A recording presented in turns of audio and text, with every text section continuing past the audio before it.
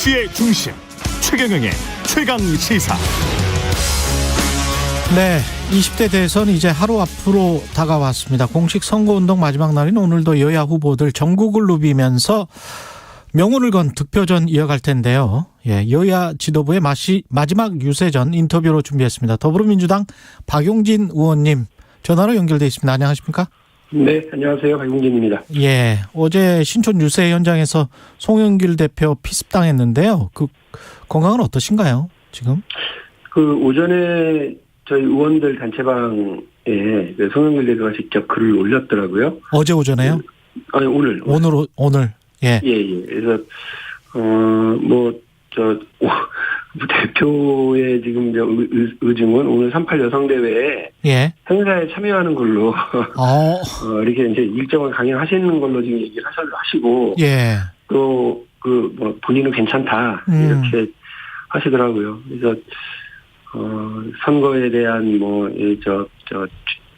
선거 진두지휘에 대한 어떤 책임, 이런 걸 마지막까지 좀 쥐고 하시는 것 같고요. 그러니까 의사소견으로는 치명적인 상황은 아닌 것으로 이렇게 이야기를 하고 있다고 합니다. 좀 안타깝습니다. 이런 사건이 2022년 아닙니까? 이런 일이 자꾸 1976년도 아니고 이거는 이제는 안 이랬으면 좋겠는데요. 너무 과몰입돼 있는 것 같기도 하고요. 네, 그렇습니다. 이 정치적인 견해가 틀린 이들에게 언어 폭력, 물리적인 폭력 이런 것들을 가하려고 하는 이런 행태는 추방되어야 할 일이고요. 강력하게 처벌되어야 된다고 생각합니다. 이제 대선 본투표 하루 앞으로 다가왔는데요. 지금 당에서 이 깜깜이 조사 기간에 여론조사 같은 거를 따로 해보시기는 할 거 아니에요? 어떻게 보세요? 그렇습니다. 예. 여론조사 발표는 할 수는 없지만. 들어가기 전까지의 추세를 보면 저희가 백중 열세이고. 그러나, 이게 이제 추격을 하는 상황이었거든요. 저희가 올라가고 있는 상황이었던 건 맞고요. 근데 이제 바로 사전투표 전날 벌어진 단일화의 영향이 어떻게 미칠 것이냐. 이것이 중요한 변수인 것 같습니다. 근데 이제 각자 유리한 대로 해석을 하고는 있는데, 중요하게 우리가 주목해 봐야 될 것은 왜 호남 지역은 높고 영남 지역은 낮냐. 국민의힘 주장은 지금 그런 거 아니에요? 정권 심판의 열기다 이렇게 얘기를 하셨는데 그러면 영남 지역이 낮은 것은 해명을 할 수가 없는 일이죠. 영남 지역은 정권 심판에 대한 열기가 낮은 거냐 그렇게 볼 수 있죠. 그러나 오히려 이제 호남 지역이나 이 사전투표 열기가 높았던 지역은 보면 안철수 후보의 지지도가 있었던 곳이거든요. 그래서 안철수 후보의 지지도가 있었던 곳에서 이 투표 열기가 높은 것에 대해서 저희는 어떤 야반도주식 단일화, 명분 없는 정치합 단일화에 대해서 심판 분위기가 있는 거다 이렇게 보고 있고요. 특히나 안철수 후보를 지지했는데 윤석열 후보를 싫어하는 지지자들이 있거든요. 그분들 같은 경우는 엄청난 배신감을 가질 거라고 저는 생각을 합니다. 그분들이 이동을 많이 했을 거라고 보고 안철수 후보를 지지하는데 이재명 후보가 싫어서 이재명 후보의 당선을 저지하려고 생각했었던 분들은 이미 두 분의 단일화 선언 이전에 많이 이동을 하는 추세였거든요. 그래서 그런 사전투표의 이런 열기와 단일화의 영향에 대해서는 저희는 그렇게 분석하고 있습니다. 이준석 대표는 그런데 최근에 8% 이기고 있다 이런 이야기를 하잖아요. 다 자기 유리한 대로 해석하고 하고 싶은 말 하는 기간이니까. 이준석 대표 하는 말 중에 그건 보죠. 호남 30% 자신한다고 하고 그랬는데. 호남 30%가 되는지. 정치인 하는 말들 중에 무게를 실어서 들어야 될 얘기와 흘려들을 얘기들이 있습니다. 저는 이준석 대표의 ARS 기반한 앞서고 있다 얘기는 너도 나도 깜깜이 아무거나 막 주장하려고 하는 그냥 흘려 들어야 할 얘기라고 생각합니다. 예. 이번에 특히 이제 2030 관심이 이번에도 굉장히 많은데 그 성별로 좀 나뉘는 것 아닌가 그런 분석도 나오고 있는데 어떻게 보십니까?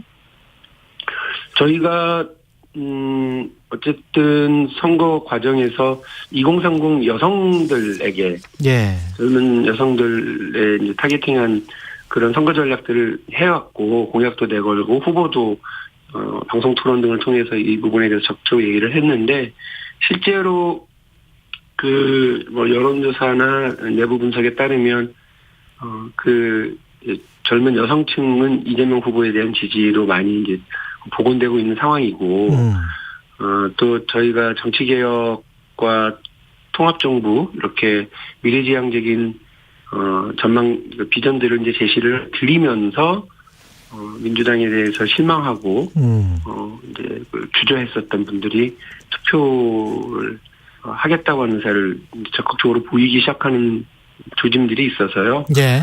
그런 부분들에서 저희들한테는 그 이제 약간 호전됐다 이렇게 판단을 하고 있습니다만 앞으로도 그 남녀를 갈라치기 하고 지역을 갈라치기 하고 세대를 갈라치기 하고 하는 방식으로 그 선거 전략을 세우거나 하는 것은 정말 국가 장래에 되게 치명적인 그리고 대한민국이라고 하는 공동체에 아주 부정적인 결과들을 가져올 수 있거든요. 그렇죠. 선거 캠페인에 당장은 입에 달 수 있죠. 그러나 예.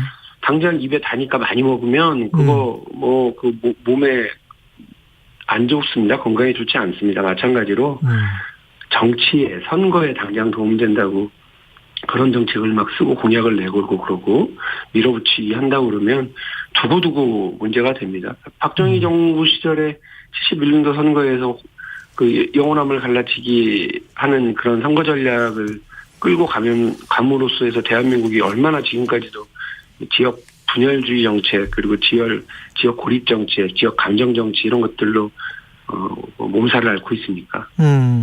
지금 지역 감정에 기댄 어떤 투표는 어느 정도 많이 사그라들었다 이렇게 보십니까? 이번 대선에서는 어떻게 나올 것 같습니까? 네, 저는 그 다행스러운 방향이라고 생각합니다. 예. 국민의힘의 후보나 주요 정치인들이 호남 가서 유세하는데 아무런 장애를 느끼지 않지 않습니까? 예. 역시 마찬가지입니다.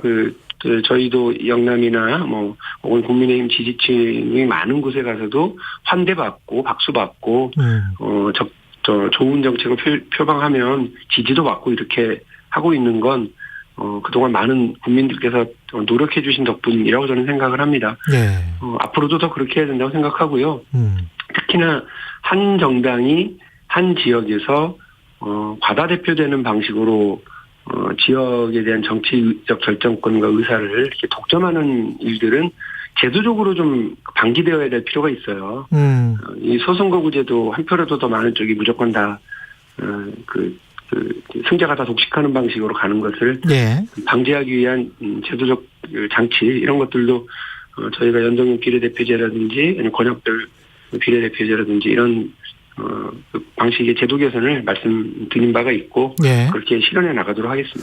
그 사전 투표율이 이렇게 높고 본 투표가 어쩌면 80%를 넘을 수도 있다라는 이야기까지 나오고 있는데 이거는 누구에게 좋은 영향을 끼치고 누구에게 나쁜 영향을 끼칠지 알 수는 없겠습니다만 어떻게 보십니까? 투표율을 나한테 유리하다 불리하다 예. 이야기하는 거 예전 같으면 2012년 이전에는요 투표율이 예. 높으면 그거는 투표에 장애를 느꼈던 젊은 층이 적극적으로 나온 거다.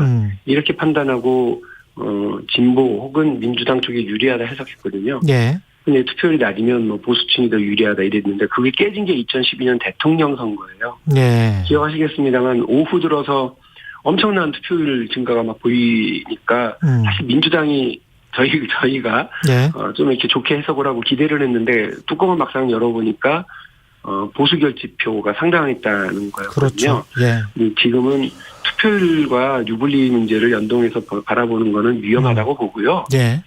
어쨌든 국민들께서 투표를 하고 정치인을 선택하는 데 있어서 장애를 느끼지 않고 어떤 불편함도 느끼지 않은 채 불안함도 없이 투표를 할 수 있는 사회적 조건과 기반이 되어 하고 앞으로도 더 그게 강화되어야 됩니다. 그래서 최근에 벌어진 선관위의 이 그렇죠. 확진자 행태는 그야말로 국기문란 수준으로 엄히 다뤄야 될 문제라고 저는 봐요. 나라의 근간 아닙니까? 그렇죠. 국민들께서 주권을 행사하는 이 중차대한 상황을 저렇게 허술하게 관리하고 국민들에게 불안을 느끼게 하고 투표에 장애를 느끼게 한다고 하는 건 전 국기문란급 수준으로 이 문제에 대해서 비판받아야 된다고 생각을 하고 책임을 물어야 된다고 생각을 합니다. 그런데 이제 그 사전투표, 확진자 투표가 제대로 안 된 것들, 거기에서 뭐 플라스틱 소쿠리 나오고 뭐 이런 것들에 관해서는 야당은, 국민의힘은 특히 그 정부를 굉장히 맹비난을 하고 문재인 대통령이 사과를 해야 되는 사안이다 이렇게 이야기하고 있잖아요. 어떻게 보세요? 아니, 투표 관리는 중립적으로 해야 된다고 하는 게 우리 법으로도 되어져 있고 그래서 중립적 기관이고 그런데 그걸 대통령을 끌어들여서 사과를 하라고 그러면 이건 적절치 않은 것 같아요. 그래서 야당으로서 그냥 정치 공세라고 생각을 하는 거고요. 정말로 이 투표 어떤 의혹과 관련해 사전 투표에 대한 국민적 지탄이 정부 여당에게 쏟아지고 있는 상황이거든요. 저희로서 정말 억울하고 불리한 일인데 그럼에도 불구하고 이 문제와 관련해서는 선거 끝나고 결과가 어찌 나오든 간에 국회에서는 엄중히 이 문제에 대해서 따질 겁니다. 그리고 국민의 한 사람으로서 유권자 한 사람으로서는 정말 같이 분노하고 있고요. 저는 선관위가 이 책임이 피해갈 수 없다 이렇게 다시 한번 말씀드립니다.